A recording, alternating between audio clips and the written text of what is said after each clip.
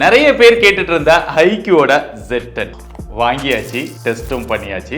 இப்போ இதோட டீடைல்டான ரிவ்யூ என்ன நல்லா இருக்கு என்ன நல்லா இல்லைன்னு எல்லாத்தையுமே பிரிச்சு ஒன் பை ஒன்னா டீடைல்டா பார்க்க போறோம். பார்த்துருவோமா? First box content. பாக்ஸ் எப்பயும் போல தான் இருக்கு. பாக்ஸ்க்குள்ள என்ன இருக்குன்னு பார்ப்போம். ஓப்பன் பண்ணா மேலேயே மொபைல் கொடுத்துருக்காங்க. ஐக்யூவோட Z10 மொபைல். ஸோ இதுதான் டிசைன். அப்புறமா மொபைலை பற்றி டீட்டெயில்டாக பார்ப்போம். உள்ளே பார்த்தோம் அப்படின்னா டிபியூ கேஸ். ஸோ இப்போல்லாம் நிறைய பேர் வேறு கேஸ் கொடுக்க ஆரம்பிச்சிட்டாங்க. அதெல்லாம் நல்லா இருக்குது. இதெல்லாம் கொஞ்ச நாள்லேயே ஒரு 1 மந்த்லேயே மஞ்சள் கலர் ஆகிடும். அப்புறம் ஒரு வாரண்டி கார்டு, ஒரு குயிக் ஸ்டார்ட் கைடு, ஒரு type C charging cable, sim ejector பின், கடைசியாக 90 வாட்க்கான சார்ஜிங் அடாப்டர். இப்போ மொபைலை பற்றி டீட்டெயில்டாக பார்ப்போம். நம்ம கிட்ட இருக்கிறது கிளேசியர் சில்வர் கலர் தான். இது போக ஸ்டெல்லர் பிளாக் கலர்லையும் ஒன்று அவைலபிளாக இருக்கு. ஸோ இதை லைட்டாக பார்த்தோம் அப்படின்னா ஒரு டிஃப்ரெண்டான டிசைன் கொடுத்துருக்காங்க. கொஞ்சம் தள்ளி நின்று பார்த்தா பிளைனா தெரியுது. பட் உத்து பார்க்கும்போது அந்த டிசைன் நல்லா தான் இருக்கு. ரியர்ல மேட் ஃபினிஷ் தான் கொடுத்துருக்காங்க. அதனால கை வச்சா அந்த ஃபிங்கர் பிரிண்ட் கேப்சர் பண்ற இந்த ப்ராப்ளம் எதுவுமே கிடையாது. சைட்ல எல்லாம் லைட்டா கர்வா கொடுத்துருக்காங்க. அதனால ஹோல்டு பண்றதுக்கு நல்லா தான் இருக்கு. இப்போ நிறைய மொபைல்ஸ் பாத்தீங்க அப்படின்னா பாக்ஸி டைப்ல வருது. இது கொஞ்சம் ஓல்டு டிசைன் மாதிரி தான் கொடுத்துருக்காங்க. மொபைலோட திக்னஸ் ரொம்பவே கம்மியா தான் இருக்கு. 7.9 mm கொடுத்துருக்காங்க. பட் வெயிட் 199 கிராம் கொடுத்துருக்காங்க.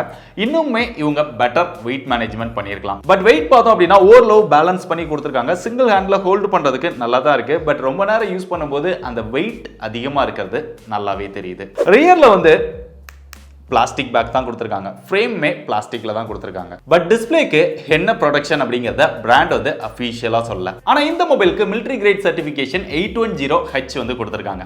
அதனால டிஸ்பிளேக்கு ஷீல்டு கிளாஸ் ப்ரொடக்ஷன் கொடுத்துருக்கோம் அப்படின்லாம் சொல்றாங்க. பட் என்ன கிளாஸ்ன்னு தெரியல.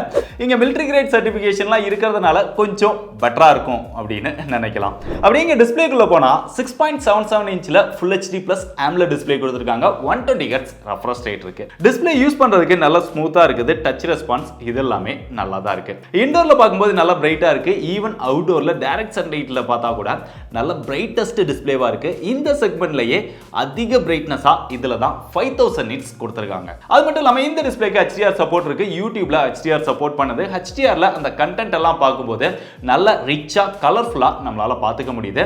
அதோட எக்ஸ்பீரியன்ஸ் ரொம்பவே நல்லா இருக்குது. ஈவன் நெட்ஃபிளிக்ஸ்ல கூட Full HDல நம்மளால கண்டென்ட் பார்க்க முடியுது. பட் அங்க HDR சப்போர்ட் பண்ணல. மத்தபடி இந்த டிஸ்பிளேயோட பெசல்ஸ் அப்படின்னு பார்த்தா லைட்டா தான் கொடுத்திருக்காங்க. ரொம்ப ஒரு கம்மியான பெசல்ஸ் தான் இருக்கு. அதுக்கு காரணம் இது ஒரு குவாட் கர்வ்டு டிஸ்பிளே. பட் இங்க கர்வ்டு ரொம்ப அதிகமா இருக்கா அப்படின்னு கேட்டீங்கன்னா நீங்க கொஞ்சம் தள்ளி வச்சு பாத்தீங்க அப்படின்னா ஒரு ஃபிளாட்டான டிஸ்பிளே மாதிரி தான் தெரியும். லைட்டா இதை இப்படி மூவ் பண்ணி பாத்தீங்கன்னா தான் அங்க கர்வ் இருக்கிறதே தெரியும். அந்த அளவுக்கு ரொம்ப கம்மியான ஒரு கர்வ் தான் கொடுத்திருக்காங்க. ஸோ இதை ஃபிளாட்னு சொல்லலாம், கர்வ்டு டிஸ்பிளேன்னு சொல்லலாம். ஸோ பெரிய அளவுல கர்வ் தெரியாத அளவுக்கு தான் இந்த டிஸ்பிளே இருக்குது. டிஸ்பிளேயோட எக்ஸ்பீரியன்ஸ் நல்லா இருக்குது. வியூவிங் எக்ஸ்பீரியன்ஸ் நல்லா இருக்குது. பட் கண்டென்ட் பார்க்கும்போது அந்த சவுண்ட் அதுதாங்க இந்த மொபைல்ல ஒரு பெரிய நெகட்டிவ். இதுக்கு முன்னாடி உள்ள சீரிஸான Z9, Z9S எல்லாம் பார்த்தோம்னா டுயல் ஸ்டீரியோ ஸ்பீக்கர் கொடுத்திருந்தாங்க. சவுண்ட் எக்ஸ்பீரியன்ஸ் ரொம்பவே நல்லா இருந்தது. பட் இதுல வீடியோஸ் பார்க்கும்போது சிங்கிள் ஸ்பீக்கர் தான் கொடுத்திருக்காங்க. பாட்டம்ல மட்டும் தான் இருக்கு. மற்ற மொபைல்ல இருக்கக்கூடிய சிங்கிள் ஸ்பீக்கரோட கம்பேர் பண்ணும்போது இது கொஞ்சம் லவுடா இருந்தாலுமே 200% அப்படின்லாம் மென்ஷன் பண்ணாலும் நீங்க ஒரு ஃபேன் ஓடும்போது நிறைய ஆட்கள் இருக்கும்போது இதை யூஸ் பண்ணீங்க அப்படின்னா அந்த சவுண்ட் பத்தல. அது மட்டும் இல்லாம அதோட கிளாரிட்டியுமே அந்த அளவுக்கு பெட்டரா இல்ல. இவ்வளோ ஒரு பிரீமியமான மொபைல் மிட் ரேஞ்ச் செக்மெண்ட்ல லான்ச் பண்ணிட்டு சிங்கிள் ஸ்பீக்கர் கொடுத்தது போதாது. இதுல சிங்கிள் ஸ்பீக்கர் தான் இருக்குது அப்படிங்கிறதுனால நீங்க கேம் பிளே பண்ணும்போது அந்த சவுண்ட் பத்தலைங்க. பொதுவா நீங்க ஹெவியான கேமர்ஸா இருக்கீங்க அப்படின்னா இந்த சிங்கிள் ஸ்பீக்கர் இதோட லவுட் பத்தாது. நீங்க ஹெட்ஃபோன் போட்டு விளையாடுற மாதிரி தான் இருக்கும். ஸோ ஹெவி கேமர்ஸ் பர்ஃபார்மன்ஸ் நல்லா இருந்தாலுமே ஸ்பீக்கர் இங்க பெருசா அடி வாங்குது. மற்றபடி இது AMOLED டிஸ்பிளே அப்படிங்கிறதுனால under display finger print sensor கொடுத்திருக்காங்க. ஆப்டிக்கல் ஃபிங்கர் பிரிண்ட் சென்சார் தான் நல்லா ஃபாஸ்டா அக்யூரேட்டா இருக்குது. அது போக ஃபேஸ் அன்லாக் இருக்கு. ஆனா IP65 தான் கொடுத்திருக்காங்க. 15000 ரூபாயில இருந்து நிறைய மொபைல்ஸ் பாத்தீங்க அப்படின்னா IP68, 69 கொடுக்க ஆரம்பிச்சிட்டாங்க. பட் 20000 ரூபாய்க்கு மேல லான்ச் பண்ணியும் IP65 கொடுத்ததும் பத்தாது. அப்படியே ரியர்ல கேமராக்கு வந்தா இங்க 4 கேமரா இருக்கிற மாதிரி தெரியும். பட் இருக்கிறது என்னவோ ஒரே ஒரு கேமரா தான். பிரைமரி சென்சாரா இங்க 50 மெகாபிக்சல் கொடுத்திருக்காங்க. சோனியோட IMX882 அப்படிங்கிற ஒரு சென்சார் கொடுத்திருக்காங்க. அதுபோக செகண்டரி சென்சாரா ஒரு 2 மெகாபிக்சல் டெப்த் சென்சார் கொடுத்திருக்காங்க. கடமைக்கு இருக்குது. கீழே பார்த்தோம் அப்படின்னா ஒரு சர்க்கிள் டம்மி மாதிரி தெரியும். அதுக்குள்ள IR பிளாஸ்டர் இருக்கு. மேல LED ஃபிளாஷ் கொடுத்திருக்காங்க. சோ சிம்பிளா சொல்லணும் அப்படின்னா ஒரே ஒரு 50 மெகாபிக்சல் கேமரா மட்டும் தான். இதோட பெர்ஃபார்மன்ஸ் அப்படின்னு பாத்தீங்கன்னா கலர்ஸ் எல்லாம் நல்லா அக்யூரேட்டா இருக்குது. பட் பெரிய அளவுல கலர்ஃபுல்லா எதிர்பார்த்தீங்க அப்படின்னா உங்களுக்கு பிடிக்காது. நேச்சுரலான கலர்ஸ் தான் எடுத்து தருது. ஃபோக்கஸ் இதெல்லாமே நல்லா இருக்குது. கான்ட்ராஸ்ட் ஓரளவு டீசென்ட்டா தான் இருக்கு. அந்த ஷேடோவோட டீடைல்ஸ் எல்லாமே அந்த அளவுக்கு பெட்டரா எடுத்து தரல. முக்கியமா போட்டோஸ்ல டீடைல் ரொம்பவே கம்மியா தான் இருக்கு. அதே மாதிரி லோ லைட் போட்டோஸ் போர்ட்ரைட் ஷாட்லயுமே டீடைல் வந்து ரொம்பவே கம்மியா தான் இருக்கு. போர்ட்ரைட் ஷாட்ல அந்த ஸ்கின் டோன் இதெல்லாமே பெட்டரா எடுத்து தருது. எட்ஜ் டிடெக்ஷன் இதுவுமே ஓரளவு டீசென்ட்டா தான் இருக்குது. இந்த செக்மெண்ட்ல மத்த மொபைல்ஸ் கூட கம்பேர் பண்ணோம் அப்படின்னா இது லோ லைட்ல இதோட பெர்ஃபார்மன்ஸ் வந்து ரொம்பவே கம்மியா தான் இருக்கு. இது போக நீங்க நைட் மோட் இதெல்லாம் யூஸ் பண்ணீங்க அப்படின்னா கொஞ்சம் பெட்டரா எடுத்து தருது. நாய்ஸை வந்து கொஞ்சம் கம்மி பண்ணுது. சிம்பிளா சொல்லணும் அப்படின்னா நல்ல லைட்டிங் கண்டிஷன்ஸ்ல போட்டோஸ் எடுத்தீங்க அப்படின்னா ஓரளவு பெட்டரா இருக்கும். பட் ஓரளவு டீசென்ட்டான லைட் இல்ல லோ லைட்ல எல்லாம் எடுத்தீங்க அப்படின்னா இதோட பெர்ஃபார்மன்ஸ் வந்து புவரா தான் இருக்கு. அப்படிங்க செல்ஃபி கேமராக்கு வந்தா 32 மெகாபிக்சல் செல்ஃபி கேமரா கொடுத்திருக்காங்க. இதோட பெர்ஃபார்மன்ஸ் நல்ல லைட்டிங் கண்டிஷன்ஸ்ல எடுக்கும்போது போட்டோஸ் எல்லாம் நல்லா இருக்குது. அந்த டீடைல் நல்லா எடுத்து தருது. கலர்ஸ் நல்லா இருக்குது. ஈவன் போர்ட்ரைட் ஷாட்ல அந்த எட்ஜ் டிடெக்ஷன் இதெல்லாமே பெட்டரா இருக்குது.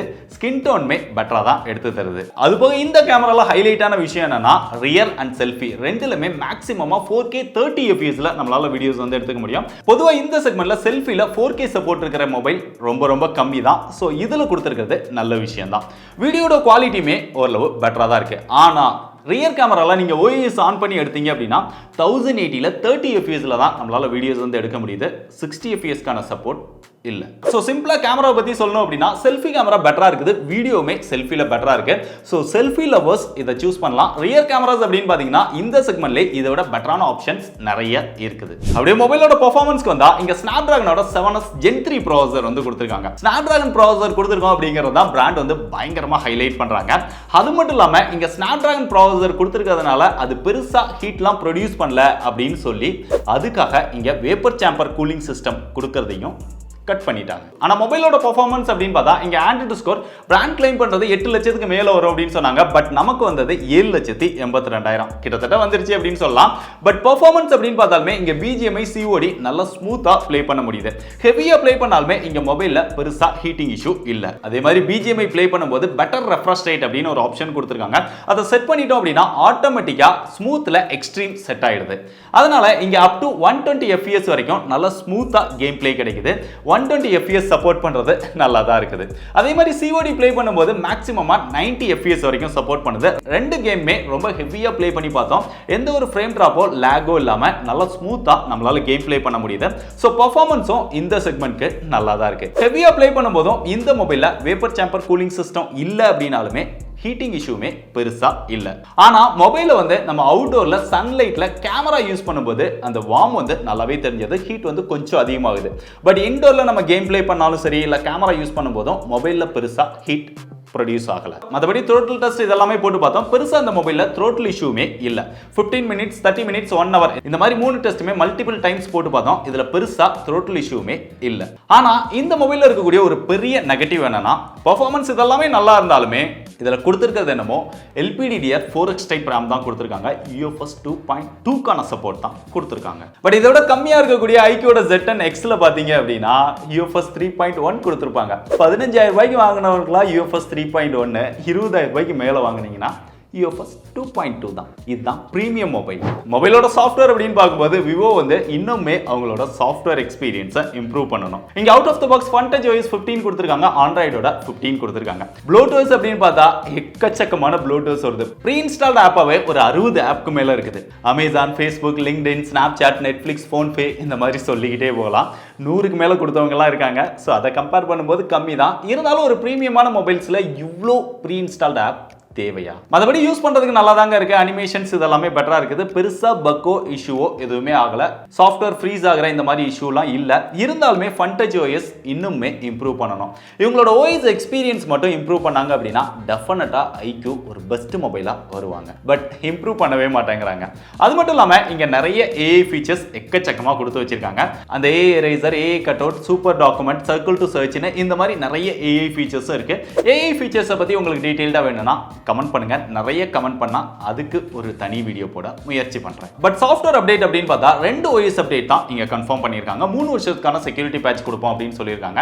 iQ வந்து இதை ரீகன்சிடர் பண்ணலாம் அப்படின்னு தான் நினைக்கிறேன். பொதுவா இங்க நிறைய பார்த்தோம் அப்படின்னா சாம்சங்லாம் எக்கச்சக்கமான சாஃப்ட்வேர் அப்டேட் கொடுக்குறாங்க. மற்ற பிராண்ட்ஸ் கூட இங்க 3 OS அப்டேட்லாம் கொடுக்க ஆரம்பிச்சிட்டாங்க. ஸோ iQமே ஒரு 3 OS அப்டேட்டாவது அட்லீஸ்ட் கொடுத்தாங்க அப்படின்னா இன்னும் பெட்டரா இருக்கும். மொபைலோட பிசிக்கல் பிளேஸ்மெண்ட் பார்த்தா டாப்ல ஒரு செகண்டரி நாய்ஸ் கேன்சலேஷன் மைக் கொடுத்துருக்காங்க. லெஃப்ட் சைட்ல எதுவுமே இல்லை. இல்லை. பாட்டம்ல தான் சிம் ஸ்லாட், அதை ஓப்பன் பண்ணா 2 சிம் மட்டும் தான் போட முடியும். SD கார்டுக்கான சப்போர்ட் கிடையாது. ஆல்ரெடி மொபைலோட வெயிட் ரொம்ப அதிகமாக இருக்கிறதுனால அதையும் கட் பண்ணிட்டாங்க. 3.5mm ஜாக்கும் கிடையாது. இங்கே டைப் சி சார்ஜிங் போர்ட் இருக்குது, மைக் இருக்குது, சிங்கிள் ஸ்பீக்கர், பாட்டம்ல மட்டும் தான் ஒரு ஸ்பீக்கர் இருக்கு, டாப்ல ஸ்பீக்கர் கிடையாது. ரைட் சைடில் வால்யூம் அப் டவுன் பட்டன், கீழே பவர் பட்டன் வந்துருது. இந்த மொபைலில் NFC-க்கான சப்போர்ட் இல்லை. அதுபோக இங்கே ஹாப்டிக் ஃபீச்சர்ஸ்மே பார்த்தோம் அப்படின்னா ஒரு டீசென்டான ஹாப்டிக் ஃபீச்சர்ஸ் தான் கொடுத்துருக்காங்க. ஸோ இன்னுமே இவங்க ஹாப்டிக் ஃபீச்சர்ஸ் ரொம்பவே இம்ப்ரூவ் பண்ணணும். இதே செக்மெண்ட்ல நீங்க OnePlus மொபைல்லாம் வாங்குனீங்க அப்படின்னா உங்களுக்கு ஒரு பெட்டரான ஹாப்டிக் எக்ஸ்பீரியன்ஸ் வந்து இருக்கும். பட் IQ அதை இம்ப்ரூவ் பண்ணா நல்லா இருக்கும். இந்த மொபைலோட ஒரு பெரிய பிளஸ் பாத்தீங்கன்னா பேட்டரி தான். இதுல 7300 mAh பேட்டரி கெபாசிட்டி கொடுத்துருக்காங்க.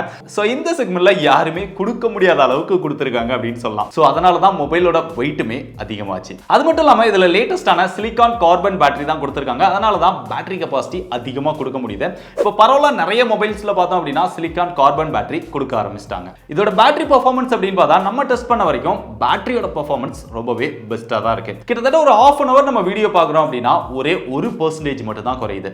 நீங்க ½ an hour BGMI COD game play பண்றீங்க அப்படின்னா ஒரு 4 to 5% வரைக்கும் தான் குறையுது. ஸோ ஓவராலாக சொல்லணும் அப்படின்னா பேட்டரியோட எக்ஸ்பீரியன்ஸ் ரொம்பவே பெஸ்ட்டாக இருக்குது. சார்ஜிங் ஸ்பீட் அப்படின்னு பார்த்தா இங்க கொடுத்துருக்க அந்த 90 வாட் சார்ஜரை யூஸ் பண்ணி நம்ம சார்ஜ் பண்றோம் அப்படின்னா 0 to 100% ஃபுல் சார்ஜ் ஆகிறதுக்கு 1 hour டைம் எடுத்துருது. ஸோ பேட்டரி கெபாசிட்டி ஜாஸ்தி அப்படிங்கிறதுனால இது ஓரளவு அக்செப்டபிள் தான், பெரிய பிரச்சனை கிடையாது. பட் இவங்களுமே இன்னுமே 90 வாட்க்கு பதிலாக ஒரு 120 வாட் இந்த மாதிரி கொடுத்துருந்தாங்க அப்படின்னா பெட்டரா இருந்திருக்கும். கடைசியா இதோட பிரைஸ் அப்படின்னு பார்த்தா இதுல மொத்தம் 3 வேரியன்ட் வந்து லான்ச் பண்ணியிருக்காங்க. 8+128, 8+256, 12+256. 8+128 22,000 ரூபாய்க்கும், 8+256 24,000 ரூபாய்க்கும், 12+256 27,000 ரூபாய்க்கும் சேல் பண்றாங்க. ஸோ இப்போ இந்த மொபைல் வாங்கலாமா வேண்டாமா அப்படின்னு கேட்டீங்கன்னா இந்த செக்மெண்ட் ஏற்ற ஒரு பெஸ்ட் டிஸ்பிளே எக்ஸ்பீரியன்ஸ் இதில் இருக்குது. கேமராவோட பெர்ஃபார்மன்ஸ் ரொம்ப டீசெண்டாக தான் இருக்குது. முக்கியமாக இந்த மொபைலில் அல்ட்ரா வைட் ஆங்கிள் சென்சார் கிடையாது, ரியரில் சிங்கிள் கேமரா தான் கொடுத்துருக்காங்க. ஸோ அது பத்தவே பத்தாது. மற்றபடி பெர்ஃபார்மன்ஸ் எல்லாமே ரொம்பவே சூப்பராக இருக்குது. ஈவன் கேமர்ஸாக இருந்தீங்கன்னா கூட உங்களுக்கு பெர்ஃபார்மன்ஸ் வந்து நல்லா இருக்கு. பேட்டரி பேக்கப்புமே ரொம்பவே சூப்பராக கொடுத்துருக்காங்க. பட் சாஃப்ட்வேர் அப்டேட் இன்னும் கொஞ்சம் பெட்டராக கொடுத்துருந்துருக்கணும். இது போக சொல்லணும் அப்படின்னா UFS 2.2 சிங்கிள் ஸ்பீக்கர் இந்த மாதிரியான பிரச்சனைகள்லாம் இருக்குது. ஸோ இதெல்லாம் உங்களுக்கு பெருசா தெரியல. அது போக IP68, 69 இல்லாதும் பெருசா ப்ராப்ளமா தெரியல. மற்ற விஷயங்கள் எல்லாம் பெஸ்டா இருக்கு அப்படின்னு நினைச்சீங்கன்னா ஆஃபரோட 20,000 ரூபாய்க்குள்ள வாங்க முடியும். ஸோ 20,000 ரூபாய்க்கு இந்த மொபைலை தாராளமாக செக் பண்ணி பாருங்க. பெஸ்ட் பை லிங்க் டிஸ்கிரிப்ஷன்ல கொடுத்துருக்கேன்.